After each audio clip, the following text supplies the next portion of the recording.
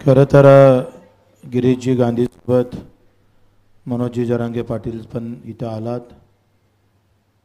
आमच्या सगळ्यांच्या मनात नेहमी किंवा माझ्या डोक्यात नेहमी राहायचं का काही शेतकरी राष्ट्रवादीचा झाला, कोणी भाजपचा झाला, कोणी प्रहारचा झाला, कोणी काँग्रेसचा झाला. ज्याची सत्ता असली तर तो शेतकरी आपलं म्हणलं तरी तो म्हणते नाही आमचं सरकार बरं आहे. आणि शेतकरी म्हणून तो विसरूनच जातं. जाती धर्मात वाटलेला शेतकरी. जरांगे पाटील साहेब, तुमच्या एका शब्दाचा आम्ही खरं तर मानाचा मुजरा तुम्हाला अर्पण करतो. तुम्ही सांगितलं का ओबीसी मराठा आता बाजूनं आहे आणि लक्ष फक्त शेतकरी शेतमजूर आहे. हे आमच्यासाठी खरं तर या महाराष्ट्रातल्या विभागलेल्या शेतकऱ्यासाठी कोणी ओबीसी नाही, मराठी नाही, मराठा नाही, कोणी राष्ट्रवादी नाही, काँग्रेस नाही, आम्ही पहिले शेतकरी आहो, शेतमजूर आहो. दर दिवशी 20 आत्महत्या, 20 ते 25 आत्महत्या होते. कोणी सहकार्य करण कंटाळून बिचारा सगळा त्याचं सगळं गारद होतं. 3,500ची सोयाबीन विकताना त्याच्या डोळ्यात किती पाणी असेल. एवढे सगळे कष्ट करून सुद्धा हाती काहीच भेटत नाही. अशा वेळेस कोणाची साथ नसतं, जात नसतं, धर्म नसतं, पक्ष नसतं.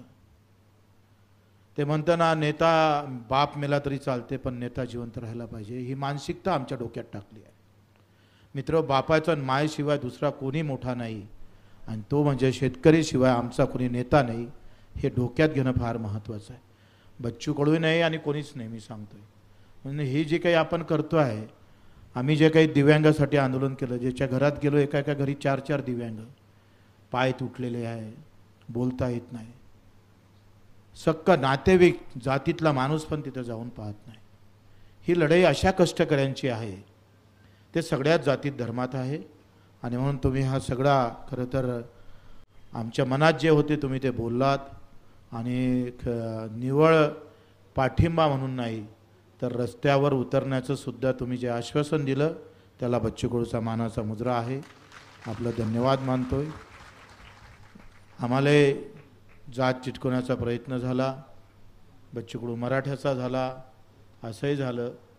आणि विनाकारणच्या आमच्यावर ऑब्जेक्शन. मला इकडे तर सगळेच ओबीसी आहे, माझ्या मतदारसंघात एकही मराठा नाही आहे, सगळे ओबीसी आहे.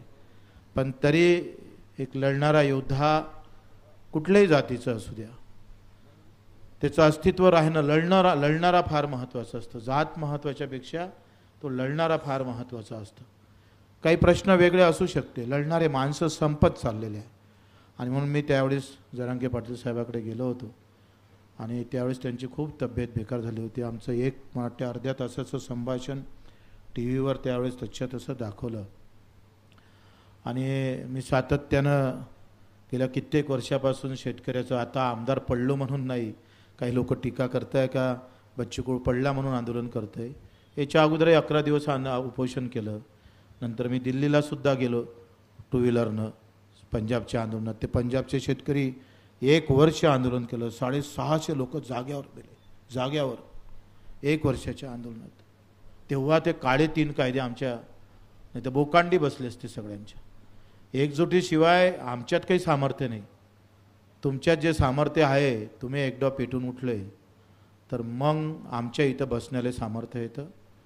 खरं तर फार आनंद झाला का तुम्ही शेतकरी आहेच आणि आज शेतकऱ्यासाठी जी इतक्या दूरची पायपीट केली. आणि थोडा शेतकरी म्हणून जात धर्म थोडं बाजूला ठेवून तुम्ही जे बोललात त्याबद्दल पुन्हा आपल्या सगळ्यांचा आभार मानतो, धन्यवाद देतो.